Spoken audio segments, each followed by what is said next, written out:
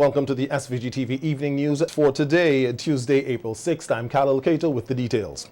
A swarm of volcano tectonic events felt on Monday by residents in communities in the danger zones of the La Soufrière volcano have reportedly stopped. However, seismic activities are ongoing. This is according to lead scientist monitoring the volcano, Dr. Richard Robertson. There were at least 50 volcanic tectonic earthquakes recorded per hour on Monday, with the highest at a magnitude of 3.9. These events, which started at around 6:30 a.m., slowed down at about 2 p.m. Dr. Robertson told SVG-TV News via telephone interview that the activities have slowed down significantly. Have died away, mainly the storm ended, but the VT earthquake, we're still having a few of them, but the storm that we had ended something around 2 o'clock yesterday afternoon, and since then we've gone back into mainly having those events associated with dome growth, these dome replacement events, we call them, with 1 or 2 VTs every now and then. But things are sort of back into that frame in between the VT storms. So that's the current state of things. The lead scientist said that the effusive eruption continues as the new lava dome continues to grow. Dr. Robertson says residents in the danger zones need to remain on heightened alert as another swarm of events is likely to happen again, with the unknown of what will happen next. Yeah, I mean, that's usual. And some of them were big enough to be felt. I understand that they would have been very concerned because they were feeling that big. That's what you have when a volcano is erupting, unfortunately. So there'll probably be moments in the future when the VT swarms return and you will feel earthquakes again. The VT swarms just indicate that something is trying to come through. It might at some point, and it might in doing so cause the volcano to go into explosive activity. That is always possible. So we just need to remain vigilant, make sure that we stay prepared and be ready to respond as necessary if something goes from what it's doing now to something more dangerous. The geologist said he and his team will continue to closely monitor the volcanic activities, and if there are any changes, they will advise the authorities accordingly. Dr. Robertson noted that an evacuation order is given dependent on the change in the swarm of seismic events, including the magnitude of the earthquakes. It's not dependent on me. The movement of people is an evacuation order is given by NEMO. That's the agency responsible for it. We will give advice. In terms of when we would advise, in terms of what is happening, it really depends on what the volcano is doing and whatever we think it looks like. It's clearly indicating that it's going towards something explosive, or as we can't give any sort of warning that it might be. So I think that's a dynamic thing. It's not something that you could cast in stone and say that you have to have a number of events and things like that. It's something in monitoring a volcano you have to constantly look at multiple signals and multiple things and weigh those. And based on that, provide advice. And the authorities, based on that advice, decide whether they need to move people or not. New measurements of the new lava dome should be available in another few days' time. In light of the earth movements, residents in the red zone of the volcano went into another panic mode, with some fleeing their homes. A resident of Fancy told SVG-TV News via telephone interview that she, along with others, left the village and that they have already taken some clothing to Caliacqua, which is considered to be in the safe zone. Oh, my heart go boop. But if maybe a heart problem, I might have taken with heart attack, it also shake. Me say, oh my God, right? So me say, oh my God. And then me time me say another one come again, you know. Me think twice. Me think for go out the house or stay in the house. A lot of people roll out yesterday. They carried on. The trucks went down with stuff. Van went down with stuff. A lot of people move out yesterday. A good bit of people move out yesterday. And this since I come from mountain, the van with Mr. Mark, he gone there with a family again. The resident said that the police and other disaster response teams were in the community talking with residents. And I think we have a couple of sick people in the community. Husband and wife, yeah, and whatever. We had a couple. I think the police, and then was here yesterday taking down name of the older heads, like the sick people and them. Oh, okay. because I don't know if they have somewhere special to put them. I don't know, but they was taking down names yesterday. It was here yesterday, taking down names for them person. Yeah, some already gone. Some of the sick people already gone. Like people who have family members in town, some don't take them down, and we have couple leaving fancy well. North Leeward residents also felt the earthquakes for the first time since the effusive eruption started late in December. Ava Grant of Chateaubriand told SVG-TV News that the community disaster response team, however, continues to face the challenge of convincing residents to leave their homes in the event of an explosive eruption. We felt one earthquake, the one after 11. People went about their business as usual yesterday, little picnics and beach settings and so on yesterday. It's like people don't feel like they may even study stuff. I don't know. We are, as from the Red Cross point of view, we are working along with mobilization and going around, checking on the vulnerable persons, getting their information as to if you're going to go, or if they have any family friends where they would go. But most people are saying that they are not moving. We know what said, if possibly without warning, then we would evacuate to Cumberland. And then from Cumberland, we would go to the hub, which is at certain Plainfield. And then from there, you would do registration, and then you would know exactly where you're going. But there are places that have been pointed out, but still, they can change. We're not really sure. SVG recorded 15 new COVID-19 cases over the past 5 days.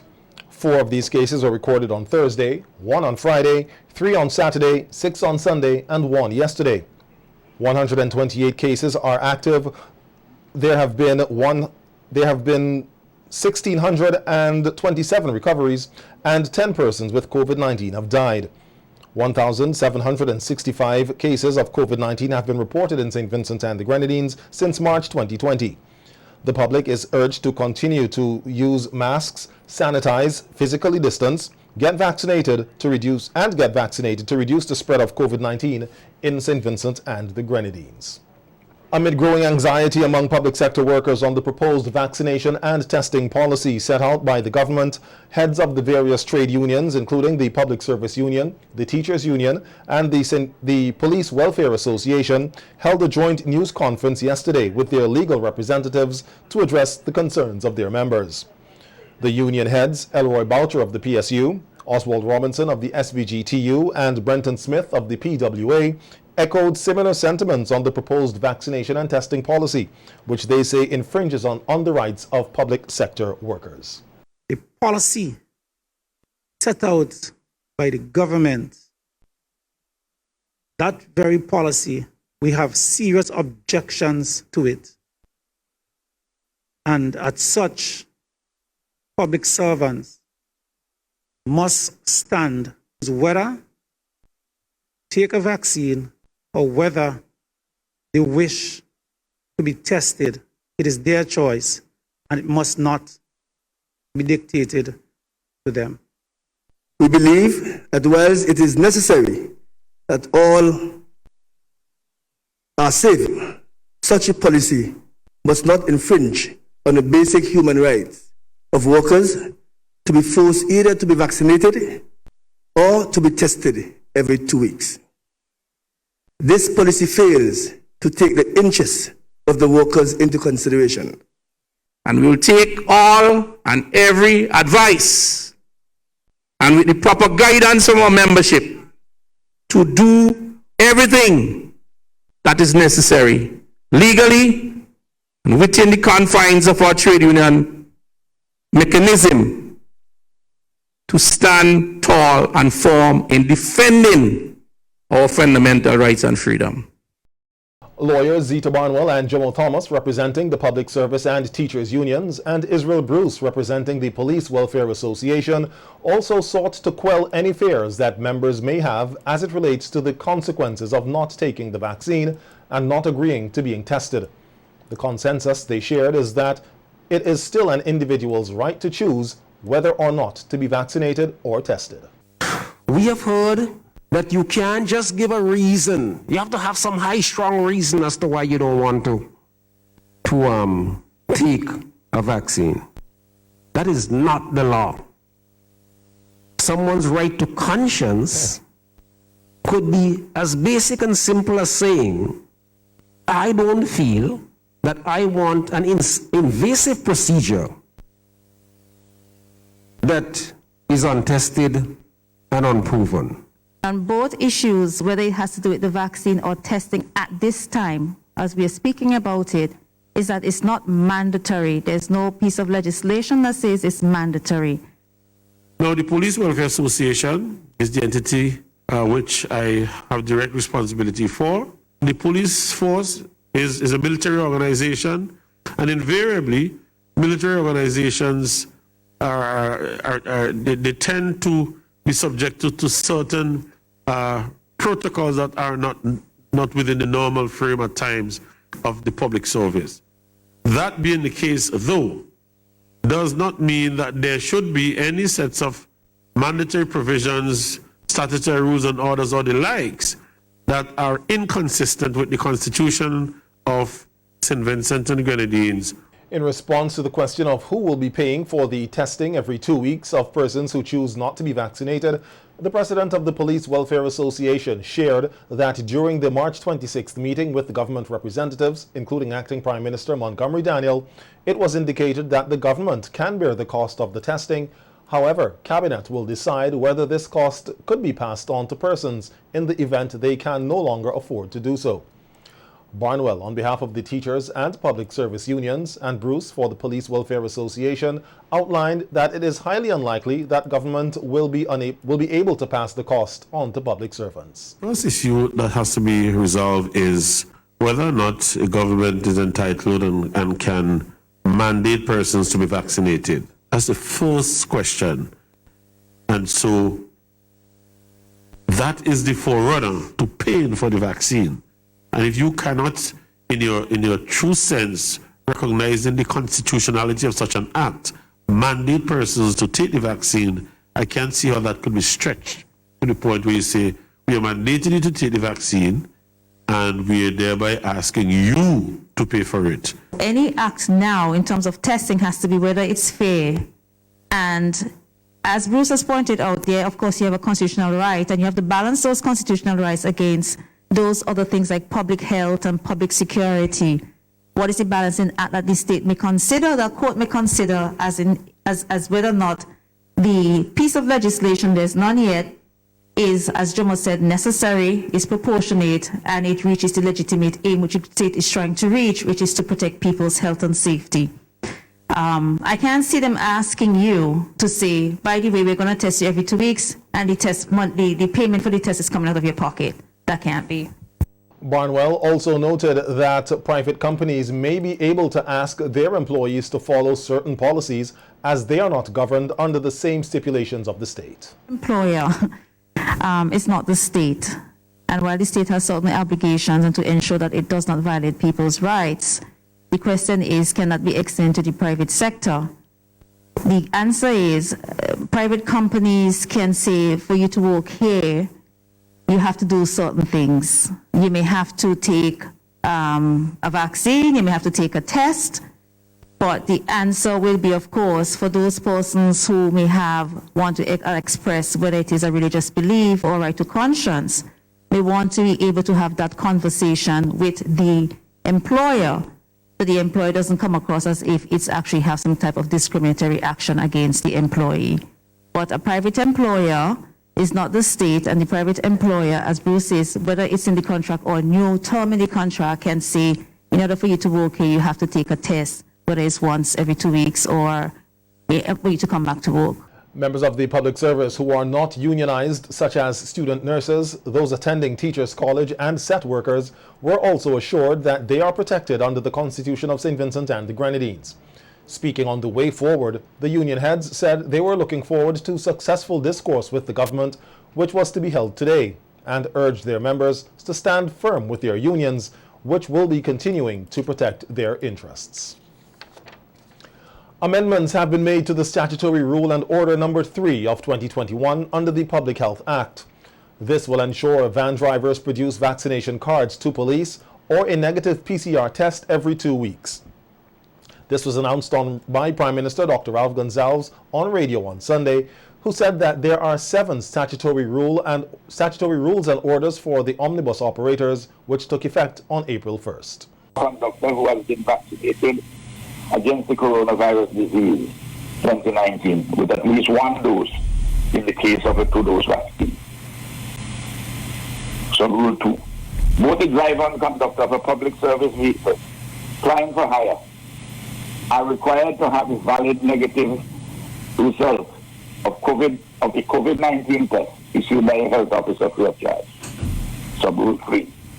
The driver and conductor of a public service vehicle flying for hire shall A, have the vaccination card or valid negative results of the COVID-19 test in their possession, and B, on being so requested by a police officer in uniform, produce the vaccination card or valid negative result of the COVID-19 test for examination by the police officer. The Prime Minister said that it is now a must that vans sanitize and that failure to comply with the rule and order is a ticketable offense, with violators paying a minimum of $100. If he fails to produce the vaccination card or valid negative test result of COVID-19 at the time its production is requested. So Rule 6, the negative result of a COVID-19 test is valid for a period of 14 days from the date of the COVID-19 test. Rule 7A, 1. The driver of a public service vehicle shall ensure that the vehicle is equipped with sanitizer for passengers to sanitize their hands. Sub Rule 2. The driver who contravenes this rule commits an offense, and those rules relate to, you have fixed penalties for those. You know, the ticketing offense, the $100 offenses. Also taking effect from April 1st is the increase in passenger capacity for all public transportation, which includes omnibuses. For 18-seater buses, they can now take up to 12 passengers, as they had asked for in negotiations. The driver of a public service vehicle shall not carry in the public service vehicle where the public service vehicle is licensed to carry A, 7 passengers, not more than 5 passengers. B, 14 passengers, not more than 9 passengers. C, 18 passengers, not more than 12 passengers. 22 passengers, no more than 15 passengers. 25 or 26 passengers, no more than 17 passengers. And 28 or 29 passengers, no more than 19 passengers. The driver who contravenes this rule, commits an offense. And that's also that's one is $100 offense too. The Prime Minister, however, noted that omnibus operators will be given time to put things in order. Despite warnings from the authorities, including the Ministry of Health and the police, for persons not to engage in social events attracting large gatherings over the Easter weekend, reports are that these warnings fell on deaf ears. Commissioner of Police Colin John told SVG-TV News in a telephone interview that they will be conducting investigations into these organized gatherings, noting that charges could be brought against the violators of the regulations under the Public Health Act 2020. We're still investigating aspects of it. We didn't arrest anybody in the scene as such, but we're still investigating. As to some persons who congregated, like the persons who may have organized some social event. It's possible, based on the evidence, really, we would gather the evidence and we speak to the office of the DPP and see if there's sufficient evidence to put forward charges. Commissioner John says a number of persons were removed from various recreational sites across the island However, no one was arrested or fined. The commissioner said it is important that citizens continue to adhere to the protocols to minimize the spread of COVID-19. We have had some reports of some persons gathering at different sites. Police officers went out and spoke to some of them. We are also in the process of investigating this issue. We also have reports of persons going on different boat trips, catamaran. This is something we are also looking into, and we are encouraging persons to adhere to the protocol so that they can secure themselves and secure the family and prevent persons from being infected by COVID. It was reported that residents of Beckway complained about droves of persons pouring onto the island with party scenes over the Easter weekend, reminiscent of those held during the annual regatta, which was cancelled for a second year due to the pandemic. The advisory that was issued by the health authorities for the Easter weekend noted that the current public health measures limiting outdoor gatherings to 20 and indoor gatherings to 10 will be maintained, with the police indicating that patrols will be increased island-wide to ensure the enforcement of these regulations. A number of elderly men and women have been reportedly abandoned at the Milton Cato Memorial Hospital by their families. This is according to Administrator of the hospital, Grace Walters, who was speaking on NBC Radio this morning. Walters said the majority of abandoned at the hospital are men, and this usually happens after they are brought in as patients. Elderly patients are usually brought in to the facility. They're brought to the accident and emergency unit, and they are, when they're admitted to the hospital, they're abandoned by their patients, by their families, I'm sorry. At times, we have had, for example, the male medical ward with an entire section filled with persons, 17 or more persons, males, who have been abandoned by their loved ones. Walters said while the hospital does not have a problem taking care of the elderly for a prolonged period, it puts a strain on staff and services offered at the hospital. The care that these individuals would need, it doesn't require hospitalization. So it takes away from the resources, it takes away from the time, not that we're complaining, because let me just get that out. It is not that we're saying that we're wasting time, no. But the time spent and the resources that are needed to take care of these persons takes away from the time that can or should be spent taking care of persons who require that particular attention even more. The hospital administrator added that the abandonment of the elderly has contributed to the long wait that some persons experience at the accident and emergency unit due to the unavailability of rooms, which are usually occupied by these persons. Walters said efforts have been made to get families to return for their loved ones, and this in itself is a challenge. Times to appeal to persons to come back to get whether their dad or their mom will have a hard time. Persons change their numbers, people ignore the calls, they promise to come tomorrow, and so forth and so on. So sometimes we have to keep them here because the Lewis Punnett home, which is our another alternative to take these persons, it's just too, it doesn't have the space either to facilitate them being transferred there. Police are investigating the circumstances surrounding the shooting death of Keon Scott, a 45-year-old laborer of Glen, that occurred on Saturday at about 3:50 p.m. at Glen. The police say, according to investigations, an unknown assailant with malice aforethought caused the death of Scott by shooting him about his body with a gun. The death of Scott marks the 8th homicide recorded in St. Vincent and the Grenadines for 2021. A post-mortem examination is expected to be carried out on the body of the deceased. The police are also investigating a report of arson made by a 66-year-old resident of Richland Park against some unknown person or persons. According to the report, the offender or offenders without lawful excuse allegedly destroyed by fire one 8x8 wooden and galvanized dwelling house and all of its contents, value unknown. The property of the virtual complainant, which was the property of the virtual complainant. The incident is said to have occurred at Richland Park on February 24th. Police are asking persons with information that can assist with these investigations to contact the Assistant Commissioner in charge of crime at 456-1339 or the officer in charge of the South Central Division at 458-4200 or any police station or officer that they are comfortable with. All information will be treated confidentially. The Ministry of National Mobilization will launch Child Abuse Awareness Month of activities on Thursday.